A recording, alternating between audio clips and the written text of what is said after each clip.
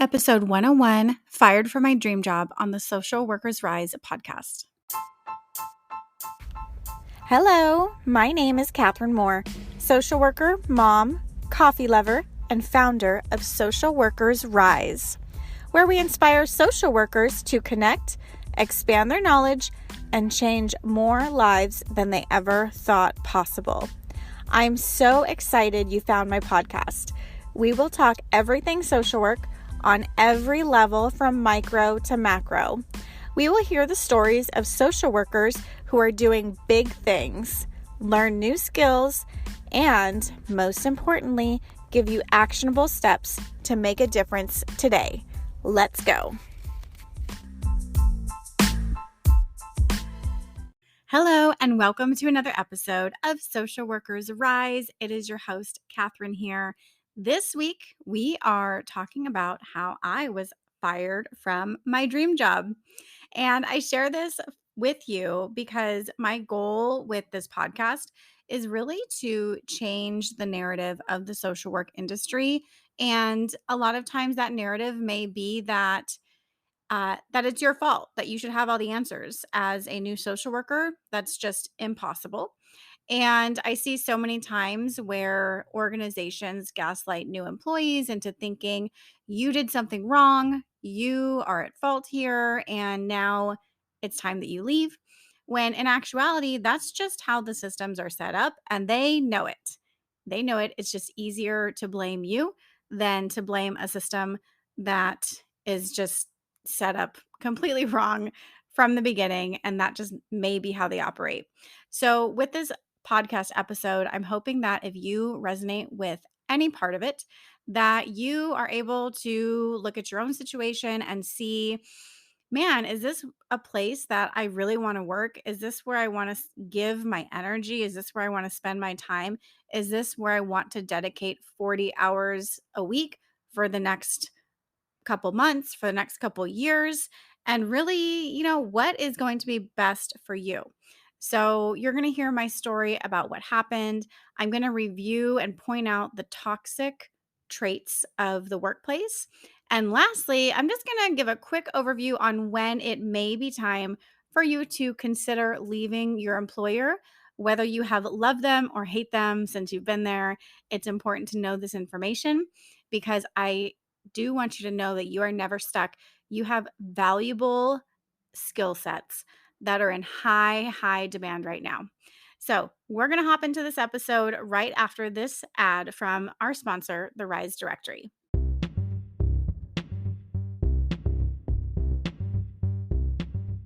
This episode is proudly brought to you by the Rise Directory, a national directory of clinical supervisors who are dedicated to helping the next generation of clinical social workers grow in their clinical skills.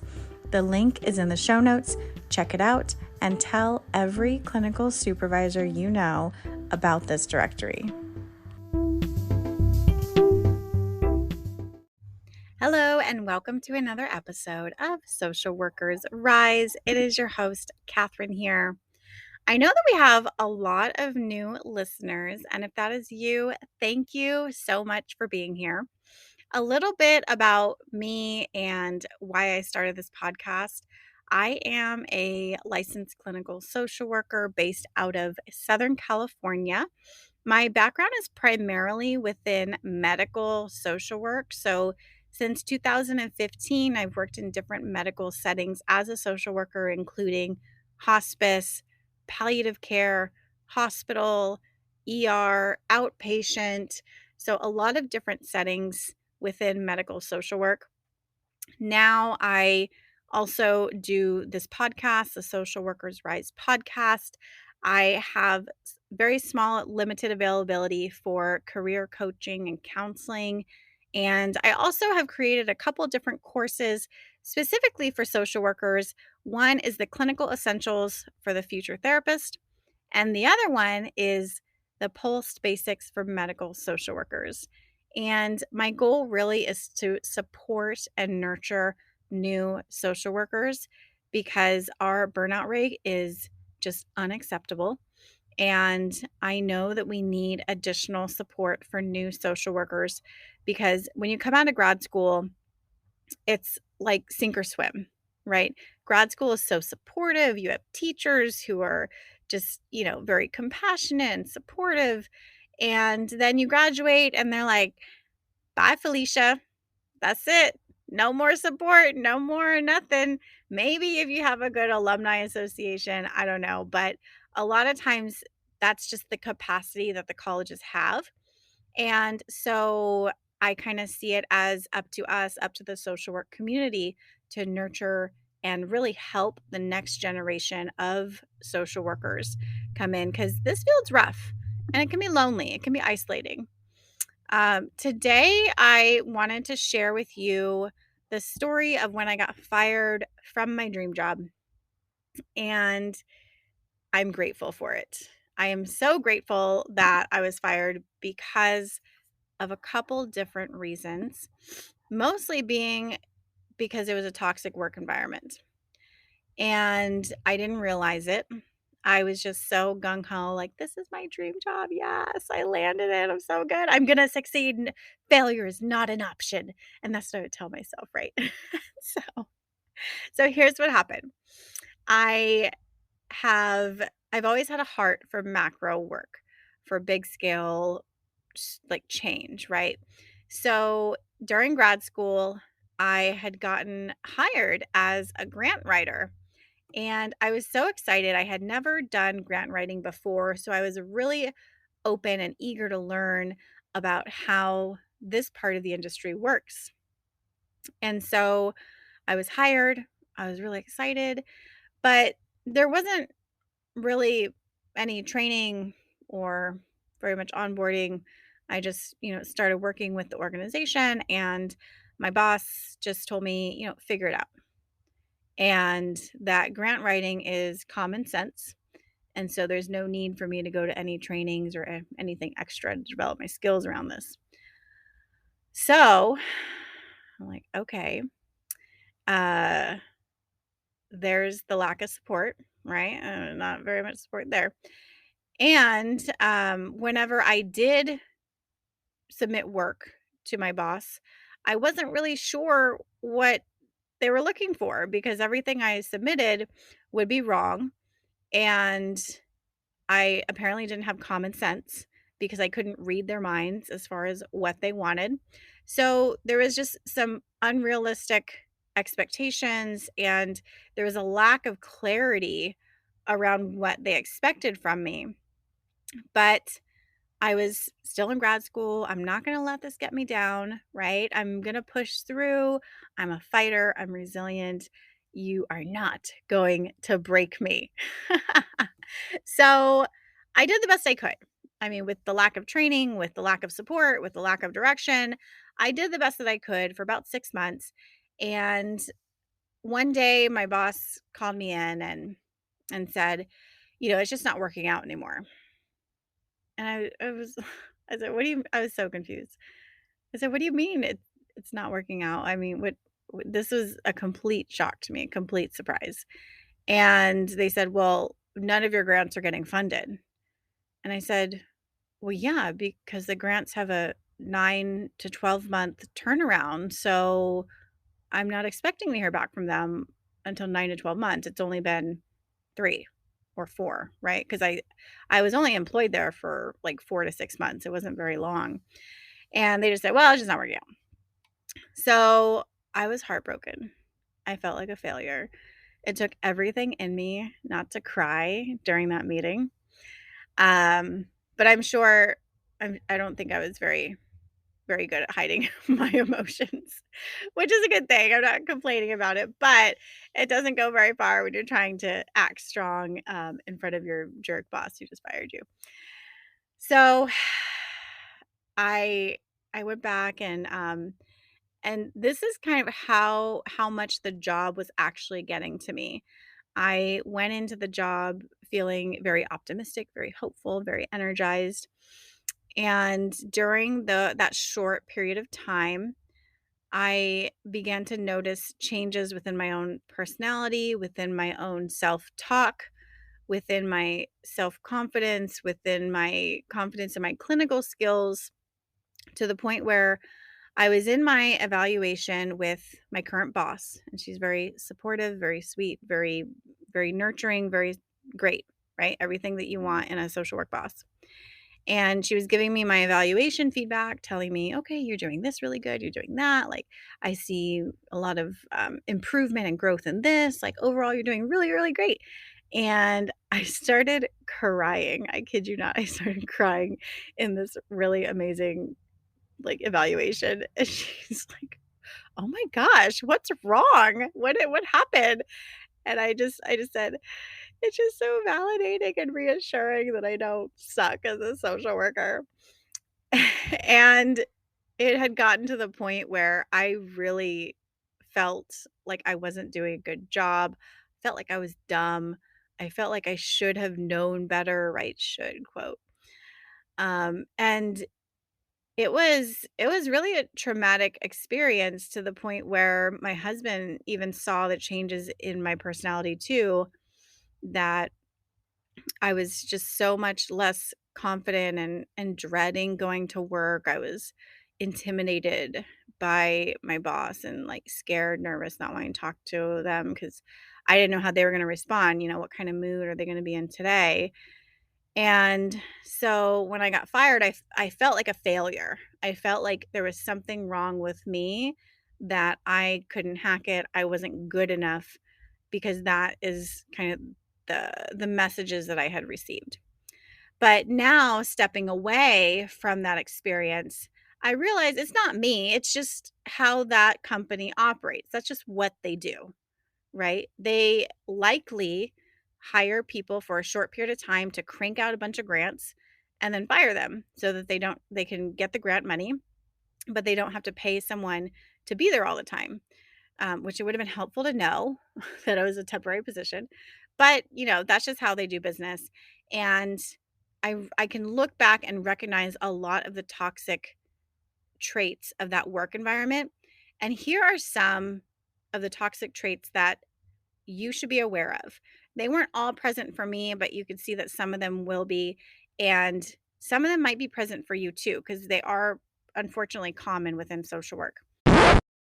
Hey, it's Catherine here. I hope you are enjoying this episode. We're going to take a quick break to listen to these ads from our sponsors. Do you want to make your own podcast? Spotify has a platform that lets you make one super easily, then distribute it everywhere and even earn money all in one place for free. It's called Spotify for Podcasters.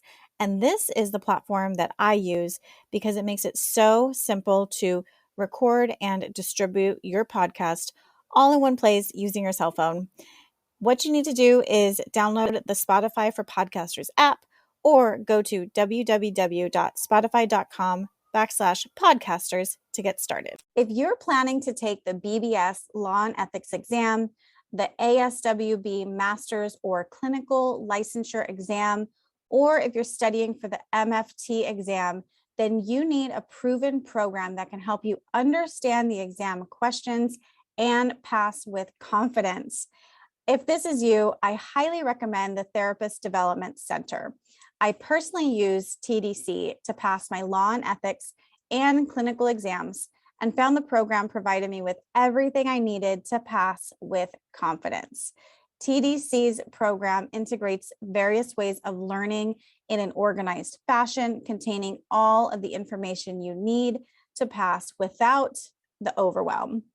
And now, bonus, TDC is also offering a library of continuing education courses that fulfill your license renewal requirements and will support you in your career development. If this sounds like something that you need, visit their website, therapistdevelopmentcenter.com, and use the code SWRISE10 at checkout to receive 10% off any of their CE courses, including their brand new course, On the Edge of Life, an Introduction to Suicidality. You can also check out the link in the show notes. So one is unrealistic expectations. You are expected to get 12 hours of work done in an 8-hour span of time and not take any overtime, right? That's unrealistic. Long work hours, working more than the 8 hours a day, or even being expected to provide intense psychotherapy for a long period of time. For example, when I was asked to do 8 hours of therapy a day, oh my gosh, I I would just cry because I was just so mentally and physically exhausted. So long work hours, if there's unethical practices, that can also lead to all of these can lead to burnout, but unethical practices really, if you feel like what your work is asking you to do does not align with what you feel is right, then that could really, really get to you. And it could lead to moral distress where you feel like you are violating your own ethical moral code. Um, another red flag of a toxic environment is a lack of support. That you don't have that community, you don't feel like you have someone to talk to or to bounce ideas off of. Microaggressions. So I was constantly getting feedback that I just wasn't good enough. I was dumb. I didn't know what I was doing. So those are microaggressions, and that can look different in all sorts of different settings depending on who you are too.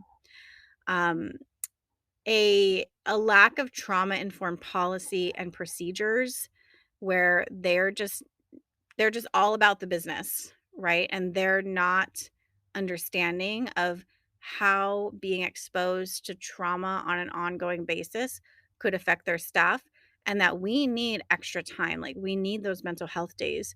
We need that space between clients, especially when we're being exposed to high trauma environment stories, really heavy emotional things. And the other red flag is if they have a high staff turnover, and that could be something that you ask to, what is your staff turnover? So take those and do with them what you will, but make sure that if you are feeling like you're in a toxic work environment, talk to somebody about it, start exploring your options, see what else is out there. You are never stuck. Social workers are in extremely high demand right now. So you really don't need to feel like you're stuck in a certain position with a certain population, with a certain company. Even if it's your dream job, it doesn't mean that you can't go and do that same job somewhere else. It could just be that organization. And just know you're not a quitter when you are doing things that are benefiting you. It would be extremely detrimental if I would have stayed there for a long time. And who knows how long it would have taken me to recover, to realize the truth about myself that I'm not dumb. I am talented. I I'm open to learning, but if you don't provide those opportunities, then I'm kind of stuck, right? Same thing for you. There are those opportunities. There are a lot of organizations out there. Go on there and look. And I would even venture to never stop looking, always be open to new opportunities that come your way. There is no time frame for this. If you have a job and you realize it's a toxic environment, there is no minimum time frame that you need to stay. Don't feel pressured to stay for any amount of time. Take care of yourself, take care of your loved ones and what you need to do to be the best possible person that you can be, because there is a place for you. There is an organization out there that is going to nurture you and be able to really foster the best of who you are. And this brings me to my last point about when is it time to leave your job? And this is whether you are in a toxic environment or not. Even if you have completely loved your organization for the past year, for the past 5 years, whatever it may be, sometimes there just comes a point in our life when it's time to leave, when our needs change, when we are just ready for new growth. And that is really your first cue is, are you growing in your current position? Are you learning new things? Are you continuing to expand your skill set? Are there different trainings you're going to? Are there different conversations you're having with different clients? Or is there the opportunity to advance? Are there promotional opportunities? A lot of times in organizations, there's not because they're smaller organizations and that's just how it's set up. It's no fault of theirs, no fault of yours. It is what it is. So if you are no longer growing in your skill set and you want to be, because I will acknowledge sometimes it just feels good to go to work, have a relatively easy day. You know how to problem solve for your clients. You know, you're in and out, you get it, you know the resources, boom, you're done, and you just go home and relax. If that makes you happy, this is not for you. Stay there, be happy. If you're happy with your salary, happy with your team, awesome, stay there. But if you are not, and you've been thinking to yourself, oh, is this all there is?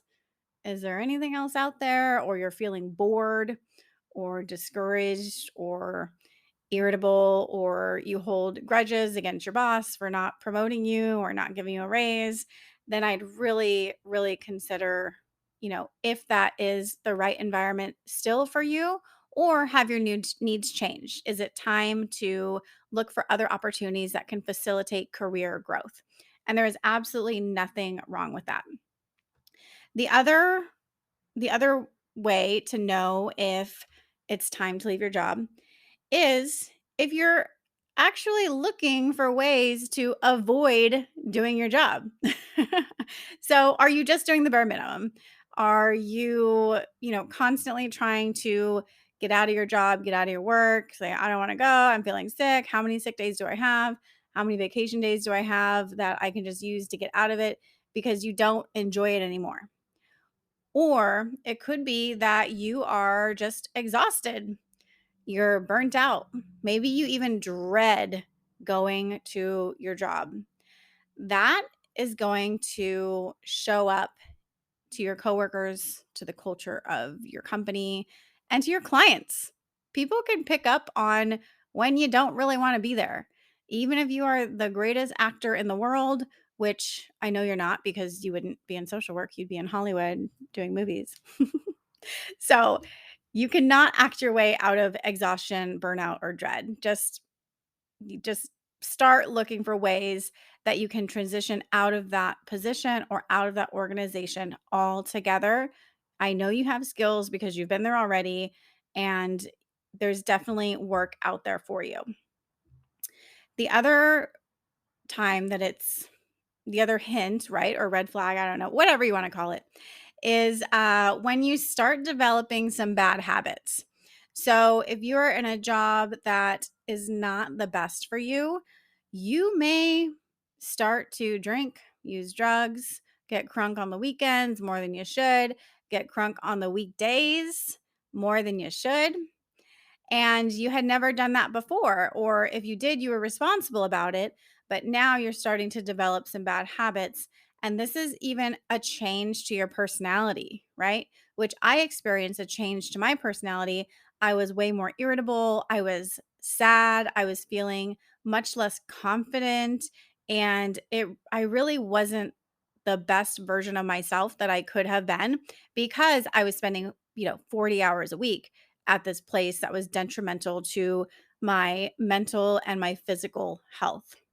So, if you're starting to develop bad habits, if the cost of you staying at that job is your mental or physical health, then it is way too expensive.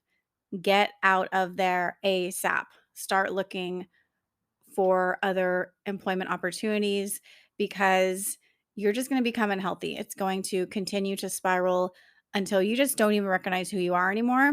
And I don't want that for you. I know that you are an amazing, amazing person. And if this workplace is really impacting that, then do it for yourself, do it for your friends, for your family, and start looking for a different job. There is no shame in that. And the last point that I'll make to this of when it's time to leave your job is if your workplace has just become unhealthy or just overall toxic, right? Maybe it was good. Maybe when you first started there, it was awesome. But over time, you just realize or you encounter new people or different people that are not nice to you. Maybe they're insulting or you don't feel safe. You don't feel like you can trust the people that you work with. You feel like there is gossip going on that could get you in trouble, or gossip that might be hurtful, or even just the way that people act towards you if you're different, or if they're different and they just don't even know how to handle that. You don't need to put up with this. You deserve better. You don't need to put up with this. So, that is it. If you got anything away from this episode, I would love it if you shared it on social media. A little quick tip, reminder, something to keep in mind for the people who follow you, because you never know who's watching and you never know who that quick tip might influence and might help. You can even tag me. I'm on Instagram at Social Workers Rise. I'm on LinkedIn. I'm happy to connect. And I look forward to talking with you next week. Bye.